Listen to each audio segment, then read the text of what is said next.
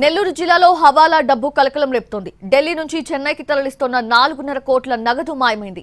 వ్యాపార లావాదేవీల్లో భాగంగా అహ్మదాబాద్ కు చెందిన వ్యాపారి 4 కోట్ల 50 లక్షలు చెన్నైకి తరలించేలా ప్లాన్ చేశాడు.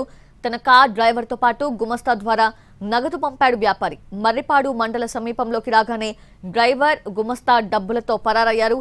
ఈ వ్యవహారంలో 3 అనుమానితులు పోలీసుల అదుపులో ఉన్నారు. ఇప్పటికే సుమారు 3 కోట్ల వరకు రికవరీ చేసినట్లు సమాచారం. ఇక హవాలా డబ్బుపై నెల్లూరు జిల్లా పోలీసులు మరింత లోతుగా దర్యాప్తు చేస్తున్నారు.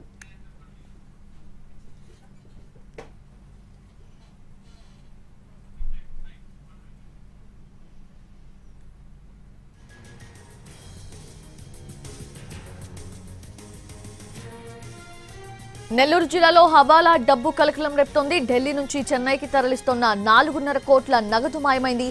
లేటెస్ట్ అప్డేట్స్ తెలుసుకుందాము. మా ప్రతినిధి వెంకట నారాయణ సిద్ధంగా ఉన్నారు. వెంకట నారాయణ,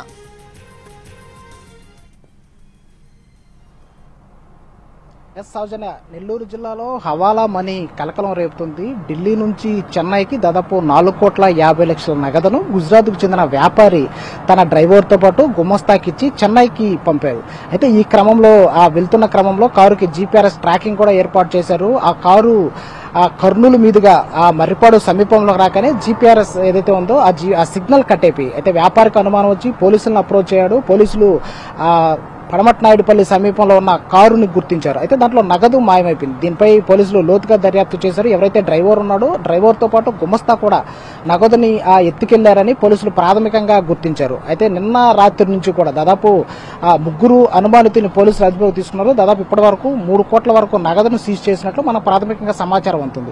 అయితే ఇవాళ తాజాగా మరొక వ్యక్తిని అదుపులోకి తీసుకున్నారు. మొత్తం 4 వ్యక్తుల్ని అనుమానితుల్ని అదుపులోకి తీసుకుని వాళ్ళని ప్రశ్నించగా 3 కోట్ల రికవరీ అయ్యి మరో 1.5 కోటి పోలీసులకి చేరాల్సి ఉంది. అయితే ఈ వ్యాపారి ఎవరైతే ఉన్నారో ఢిల్లీకి చెందిన గుజరాత్ కు చెందిన వ్యాపారి ఢిల్లీలో నగదుని చెన్నైకి తీసుకెళ్లాలంటూ ఆ డ్రైవర్ కి అలాగే గుమస్తాకి ఇచ్చి పంపించారు. అయితే వీరిద్దరూ ఎవరైతే డ్రైవరు గుమస్తా వీరిద్దరూ కూడా ఈ 4.5 కోటి నగదును కాజేసేందుకు ఆ డ్రైవర్ తన స్నేహితులతో కలిసి ఈ 4.5 కోటిని కాజేసే ప్రయత్నం చేశారు.